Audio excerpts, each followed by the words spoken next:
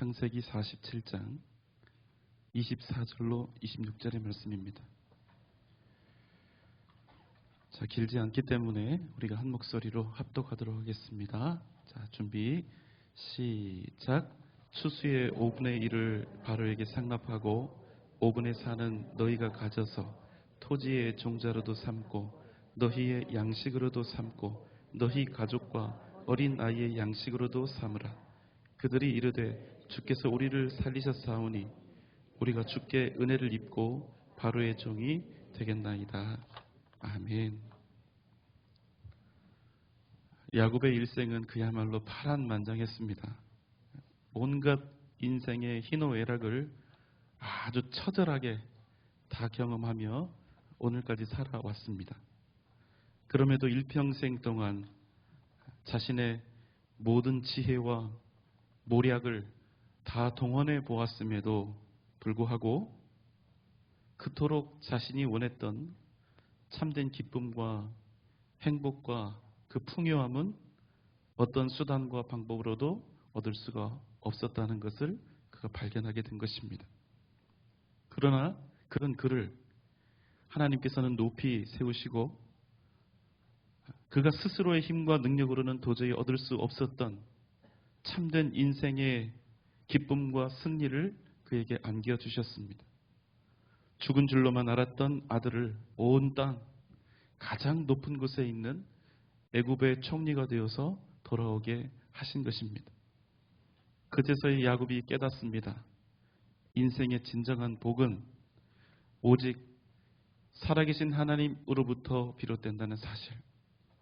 아무리 우리 사람이 스스로 복을 만들어 보겠다고, 그래서 내가 복된 사람이 되어 보겠다고 야곱같이 이렇게 장자권을 빼앗고 사기치고 거짓말하고 일평생 머리를 다 굴려보아도 진정한 복은 결코 사람이 만들 수 없다는 사실을 야곱이 자신의 평생을 통하여 이렇게 경험하고 결론을 내리게 된 것입니다.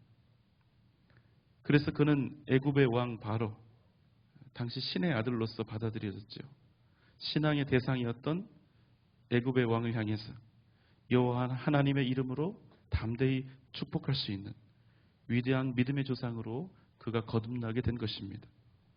이렇게 해서 이스라엘과 그의 가족들은 애굽에서 목축을 하기에 아주 기름진 땅 라암셋을 얻어서 살게 됩니다. 그리고 기나긴 기근으로 먹을 것조차 없어서 허덕이던 야곱과 그의 가족들은 꿈에도 그리던 아들 요셉의 복량을 받으면서 노년의 안식을 비로소 취하게 되는 것입니다. 그리고 오늘 본문 말씀은 이제 요셉이 애굽의 총리로서 어떻게 나라를 다스렸는지에 관한 내용이 나오고 있습니다. 창세기 47장 13절로 15절의 말씀입니다. 기근이 더욱 심하여 사방에 먹을 것이 없고 애굽 땅과 가나안 땅이 기근으로 황폐하니 요셉이 곡식을 팔아 애굽 땅과 가나안 땅에 있는 돈을 모두 거두어 들이고 그 돈을 바로의 궁으로 가져가니 애굽 땅과 가나안 땅에 돈이 떨어진지라. 애굽 백성이 다 요셉에게 와서 이르되 돈이 떨어졌사오니 우리에게 먹을 거리를 주소서. 어찌 주 앞에서 죽으리이까. 목사로서 참 답답한 것이 하나 있는데요. 믿는 우리조차도 하나님보다 사람을 무서워하면서 사는 것입니다. 사람은 눈에 보이고 금방이라도 우리를 어떻게 할 것 같은데 하나님은 눈에 보이지도 않고 나를 금방 어떻게 하시지도 않거든요. 그래서 우리는 현실 속에서 하나님이 기뻐하시는 바가 아니라 사람이 기뻐하는 바대로 우리의 삶을 결정하며 살아가는 그런 일들이 왕왕 있습니다. 마치 세상에 있는 것들이, 마치 사람이 모든 생사와 세상의 번성함을 다 쥐고 있는 것처럼 사람과 세상의 것들에 질질 끌려다니는 일들이 많이 있는 것입니다. 하나님의 뜻대로 살겠다고 맨날 그러면서 현실 앞에 서면 그저 현실 따라 살지 하나님 따라 살지 못하는 일들이 우리에게 너무나 많이 있는 것입니다. 여러분 기억하십시오. 그러나 우리가 우리의 인생에서 하나님의 살아계심과 그 주권을 잊는 순간, 우리는 그 순간 그저 불신자와 하나도 다를 바가 없다는 사실입니다. 하나님의 은혜로 주님의 십자가로 구원을 받았을 뿐이지 그 생각도 그 행동도 모두가 다 그저 하나님을 모르는 사람 중 하나와 같게 된다는 것입니다. 바로 그 순간은 우리 스스로 하나님의 자녀라고 하는 가장 고귀하고 영광스러운 정체성을 버리고 훼손하는 일이 되는 것입니다. 일제강점기를 떠올리면서 생각하는 게 일본 사람들의 그 억압과 그 악한 만행도 싫지만 여러분 더 미운 사람이 누굽니까? 이 나라 조선이 다시는 독립할 수 없다고 생각하고 나라와 민족을 배신한 친일파들, 일본의 앞잡이가 된 그 사람들이 어쩌면 우리의 마음을 더 상하게 하는 것이 아닙니까? 나라의 독립은 보이지 않고 일본의 힘과 무력은 너무나 가까이 있었으니까, 그러니까 살아남으려고요. 아니, 더 잘 살아보려고 일본 사람들 밑으로 들어가서 조선 사람 딱지 다 떼어내고 살았던 것입니다. 여러분, 그런데 우리가 하나님의 백성이라면서 하나님의 백성답게 살지 못하고 세상을 향해서, 세상을 더 얻기 위해서, 아니 내 손에 쥐고 있는 세상을 하나라도 잃지 않겠다고, 이것을 잃으니 내가 차라리 하나님의 뜻으로부터 조금 멀어지겠다고, 만약 우리가 이런 삶을 살아간다면 저는 우리가 일제강점기 친일파 된 것이나 다름이 없다고 생각합니다. 여러분, 그 친일파들이 이 조선을 증오해서 그랬을까요? 아니요. 그들도 현실이 그러니까 어쩔 수가 없었다고, 살아남으려고 그랬다고 아마 이렇게 대답을 했을 것입니다. 사랑하는 여러분, 잊지 마십시오. 하나님은 살아계시고 우리 하나님은 전지전능하신 하나님이십니다. 사람이 움직이는 것과 하나님이 움직이시는 것은 아예 차원이 다릅니다. 어떻게 다릅니까? 사람은 그저 눈에 보이는 것 몇 가지 움직일 수 있을 뿐입니다. 그러나 하나님은 사람도 움직이시지만 모든 만물을 능히 움직이시는 분이라는 사실입니다. 하나님이 그 땅에, 애굽과 가나안 온 땅에 가뭄과 기가를 보내시니 그 세상이 어떻게 됩니까? 온 세상이 다 꼼짝없이 죽게 된 것입니다. 그런데 13절에서는 그러한 기근이 더 심해졌다고 증언하고 있습니다. 그러니 이제 어떻게 됩니까? 이제 굶어 죽는 일만 남은 것이죠. 사람들이 죽지 않으려고 그 덕분에 애굽 왕국은 더욱더 부유하게 됩니다. 요셉은 7년의 풍년 동안 쌓아두었던 그 곡식을 사람들에게 팔아서 그 돈을 바로의 궁으로 가져갑니다. 그런데 계속해서 이 기근이 길어지니까 결국 이 곡식을 살 수 있는 이 돈이 온 땅에서 다 떨어져 버린 겁니다. 사람들이 와서 부르짖습니다. 총리님, 우리가 이제 돈도 다 떨어졌습니다. 우리에게 여기 가축이 있는데 우리 가축을 좀 받고 곡식을 우리에게 좀 파십시오. 우리가 죽게 생겼습니다. 그래서 이제 요셉이 가축을 받고 곡식을 나누어 줍니다. 어느 정도 버텼겠지요. 그런데 해가 지나고 또 기근이 계속해서 해를 거듭해서 이어지니까 어떻게 됩니까? 다시 백성들이 요셉 앞에 와서 울부짖는 것입니다. 총리님, 이제 우리에게는 돈도 없고 가축도 없습니다. 이제 남은 것은 여기 있는 이 몸뚱아리하고 우리가 가진 땅밖에 없습니다. 19절의 말씀입니다. 우리가 어찌 우리의 토지와 함께 주의 목전에 죽으리이까? 우리 몸과 우리 토지를 먹을 것을 주고 사소서. 우리가 토지와 함께 바로의 종이 되리니 우리에게 종자를 주시면 우리가 살고 죽지 아니하며 토지도 황폐하게 되지 아니하리이다. 백성들이 와서 우리의 몸도 다 드릴 테고 땅도 다 드릴 테니까, 바칠 테니까 제발 먹을 것을 좀 달라는 것입니다. 이제 우리가 죽는 것보다는 바로의 종이 되어서 사는 것이 낫다는 것이지요. 20절 말씀입니다. 그러므로 요셉이 애굽의 모든 토지를 다 사서 바로에게 바치니 애굽의 모든 사람들이 기근에 시달려 각기 토지를 팔았습니다. 땅이 바로의 소유가 되니라. 온 땅과 온 백성이 바로의 소유가 된 것입니다.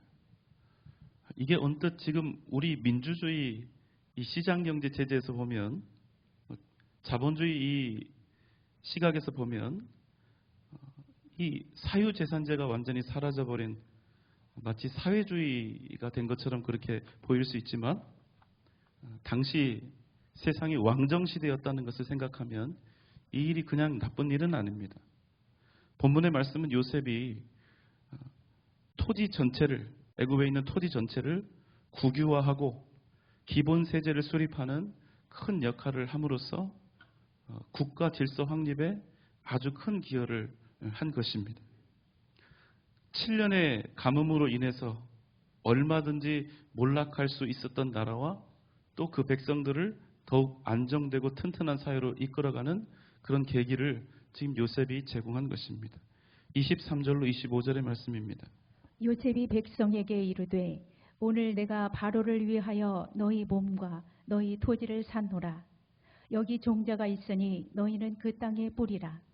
추수의 5분의 1을 바로에게 상납하고 5분의 4는 너희가 가져가서 토지의 종자로도 삼고 너희의 양식으로도 삼고 너희 가족과 어린아이의 양식으로도 삼으라.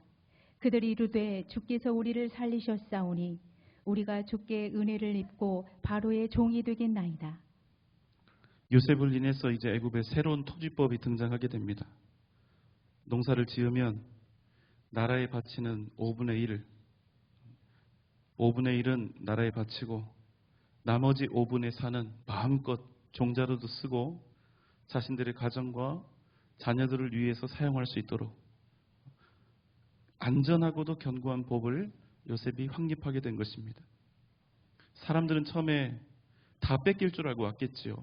단지 목숨만이라도 부지하려고 요셉을 찾아온 것인데 요셉은 백성들을 아주 관대하고 또 너그럽게 배려했던 것입니다. 그는 총리로서 그 역할을 잘 감당을 했습니다. 약 80년의 시간 동안 그가 총리로서 애굽에서 이렇게 정치를 했는데 그 기간 동안 왕실은 물론이고 모든 백성들로부터도 큰 신망과 존경을 받았습니다. 이는 하나님의 종에게 주시는 지혜와 은혜였고 하나님의 백성이, 하나님의 사람이 하나님의 사람답게 믿음의 길을 걸어갈 때, 하나님의 사람답게 그 신실한 합당한 삶을 살아갈 때 하나님께서 그 한 사람을 어떻게 인도하여 사용하시는지, 또 어떤 은혜와 능력을 주시는지를 우리로 알 수 있게 해주는 대목입니다. 여러분, 최근 나온 조사가 있습니다.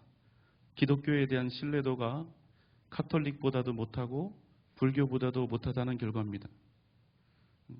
한국 교회 기독교에 대해서 매우 신뢰한다는 의견은 6.7%, 약간 신뢰한다 25.1%, 별로 신뢰하지 않는다 31.5%, 전혀 신뢰하지 않는다 32.4%, 결국 63.9%, 10사람 중 6사람 이상이 기독교를 신뢰하지 않는다는 그런 결과가 나왔습니다. 여러분, 이게 우리가 기독교가 이 사회에 대한 봉사를 게을리해서 그랬을까요? 아니요, 그렇지 않습니다.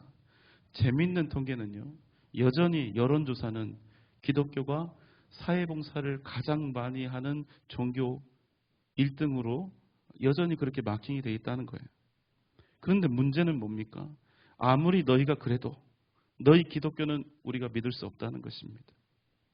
아무리 너희가 착한 일을 많이 하여도 기독교는 믿을 수 없고 신뢰할 수 없는 종교라는 것입니다. 여러분, 이게 더 큰 문제 아닙니까? 어째서 이런 일이 우리에게 벌어졌습니까? 오직 한 가지 이유가 아닙니까? 우리가 세상 바라보느라고 하나님의 백성, 하나님의 자녀답게 살지 못했다는 것입니다.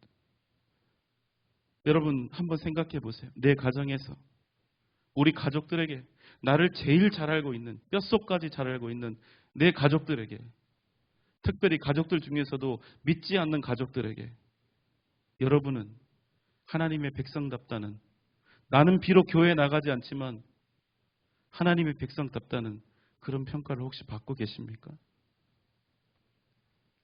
우리는 그저 무엇을 어떻게 잘할까? 무엇을 얼마나 더 얻을까? 이 땅에 살면서 이 질문에 빠져서, 이 목적이 빠져서 진정 하나님의 백성으로 온전히 살아가기 위해서 우리가 무엇을 내려놓아야 하고 무엇을 희생해야 하는지, 또 어떻게 살아가야 하는지에 대해서는 정말로 무관심한 사람들이 되어버린 것 같아요. 하나님을 믿네 하면서도 하나도 그 생각이나 삶이나 그 입의 열매를 보면, 말하는 것을 보면 하나도 하나님의 자녀답지 않은 그런 일들이 우리 가운데 적지 않습니다.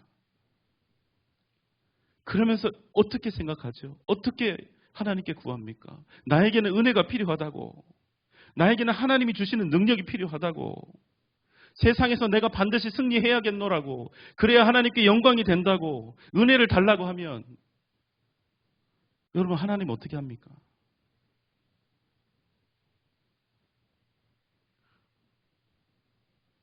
그러면 하나님이 어떻게 하실까요? 여러분, 놀라운 사실은요, 우리가 그 모양이어도 하나님이 우리에게 은혜를 주신다는 사실입니다. 하나님은 우리 아버지시니까 우리 자식들을 절대로 이기지 못해요. 항상 드리는 말씀이지만 더 사랑하는 쪽이 반드시 지게 돼 있어요. 싸움은 그런 겁니다. 그런데 문제는 무엇입니까? 그런 사람에게는 하나님께서 아무리 큰 은혜를 베풀어 주셔도 그게 그 사람한테는 전혀 은혜가 되지 않는다는 사실입니다. 여러분, 은혜는 믿음으로 받고 순종할 때 능력으로 임하는 것이기 때문입니다. 은혜는 그저 떼쓰는 것으로 받는 것이 아니라는 거예요. 만약 우리에게 정말로 은혜가 필요하다면 진짜 은혜가 필요한 사람답게 하나님 앞에 납작 엎드려서 겸손히 하나님께 도움을 청하는 것이 맞지 않을까요? 우리는 지금 세상 속에 살고 있습니다.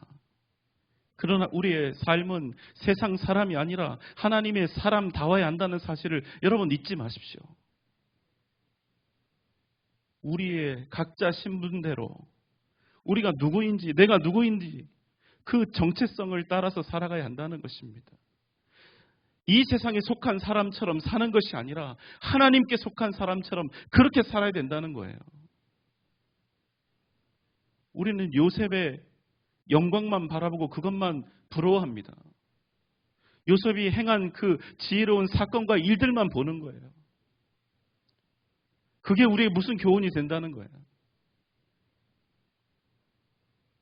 사랑하는 여러분, 우리는 이 땅에 근거를 둔 사람들이 아니라, 이 세상에 우리의 근거를 둔 사람들이 아니라 하나님의 나라, 천국의 소망과 근거를 둔 사람처럼 그렇게 살아갈 때 하나님께서 우리를 통해서 세상을 복되게 하시고 우리를 통해서 세상을 살리고 세상을 구원하신다는 것입니다. 하나님의 사람은 절대로 스스로의 유익만을 위해서 살지 않습니다. 반드시 주변을 복되게 하는 것입니다. 주변을 복되게 하는 거예요. 우리가 정말로 하나님께 택함받은 사람이요, 우리가 복에 근원된 하나님의 자녀라면 누구든 우리 곁에 있는 그 사실 하나만으로도 복을 받아야 한다는 거예요. 그것이 하나님께서 아브라함을 불러세우신, 우리를 불러세우신 이유와 목적이요, 복의 근원으로 우리를 삼으신 하나님의 계획이라는 것입니다. 그것을 위해서 그저 세상에 이리저리 끌려다니다가 끝나는 삶이 아니라 이 사명을 감당하기 위해서 우리는 반드시 믿음의 사람으로 굳건히 일어서야 한다는 사실입니다. 오늘 우리가 만나는 이 요셉의 이야기, 총리로서 정치를 잘하고 백성들을 잘 다스리고 이 토지법을 만들고 나라를 안정케 하고 백성들이 잘 살 수 있도록 이렇게 정치했던 이 이야기, 여러분, 이 요셉의 이야기는 다른 이야기가 아닙니다. 이방 문화와 종교 속에서, 이방 나라 속에서 살아갈 수밖에 없는 하나님의 백성, 그것도 딱 한 사람이, 아무런 힘도 없고 영향력도 없어 보이는 노예 소년, 그 딱 한 사람이 오직 믿음으로 하나님만 의지하며 살아갈 때, 하나님 중심, 말씀 중심의 삶을 순종하며 살아갈 때, 그 딱 한 사람이 이 세상을 어떻게 움직여가고 어떻게 구원하고 어떤 선한 영향을 미칠 수 있는지를 우리에게 보여주고 있다는 사실입니다. 힘이 없다고 얘기하지 마십시오. 정말로 하나님 말씀대로 믿음대로 살지 않으면서 나에게 힘이 없다고 이야기하지 마십시오. 우리가 하나님의 뜻 가운데 서서 말씀대로 살면 반드시 하나님이 우리에게 능력을 주신다는 사실을 여러분 믿어야 하는 것입니다. 이 요셉의 이야기는 하나님의 백성이 오직 믿음으로 살아갈 때 그 사람이 세상을 어떻게 살릴 수 있고 세상을 어떻게 아름답게 변화시킬 수 있는지 그것을 보여주는 이야기라는 것입니다. 여러분, 이게 우리에게 주어진 복인데요. 창세기 12장에서 주신 이 복의 근원이 된다는 이 의미, 이 복을 우리가 받았는데 여러분, 이 복된 삶과 이 영광을 우리 사는 동안 포기했어야 되겠습니까? 여러분, 우리 믿음으로 살아가야 합니다. 죽은 자를 다시 살리시고 노예의 소년도 능히 애굽의 총리로 세우실 수 있는 하나님, 이 세상 모든 만물을 다스리시는 하나님, 이 세상의 모든 생명체들을 살리시기도 하고 먹이시기도 하고 또한 반대로 얼마든지 굶주리기도 하실 수 있는 전능하신 하나님, 그 하나님을 우리의 삶 속에서 한순간도 놓치지 말고 기억하며 살아야 한다는 것입니다. 오늘 요셉이 애굽의 총리로서 애굽을 잘 다스리고 5분의 1 토지법을 세운 것은 그저 나라의 기틀을 다지고 고든 정치를 한 겨우 그런 의미가 아니라는 것입니다. 바로 왕을 신으로 섬기던 나라, 가장 우상 숭배가 성행했고 가장 이방 문화로 쩌들어 있던 그 어떤 곳이라 할지라도 세상 눈치 보지 않고 세상 두려워하지 않고 오직 하나님의 백성으로서 하나님만 구하며 믿음으로 살아갈 때 하나님께서 그들 중에서 요셉을 어떻게 세우셨고 어떻게 영광스럽게 사용하셨는지를 우리에게 보여주시는 귀한 말씀이라는 것입니다. 사랑하는 여러분, 오직 믿음으로 삽시다. 절대로 죽거나 뒤처지지 않습니다. 우리 하나님은 절대로 무력한 분이 아니시기 때문에 하나님 바라보며 사는 것이 생명의 길이요, 구원의 길이요, 이 땅에서 승리하고 영광을 얻는 유일한 방법인 것을 여러분 절대로 잊지 마시기 바랍니다. 오늘 이 밤 기도할 때 나로 세상 두려워하며 살지 않게 하시고 오직 하나님 기뻐하시는 뜻을 따라 살게 하시되 세상 살리고 세상을 변화시키는 믿음의 사람, 세상의 그 어떤 유혹과 거친 환경 속에서도 오직 믿음으로 승리하는 자에게 주시는 위대한 영광을 우리 가운데 허락하여 주옵소서. 다시 한번 믿음으로 주 앞에 나아가는 복된 이 밤 되시기를 주님의 이름으로 축원합니다. 기도하겠습니다.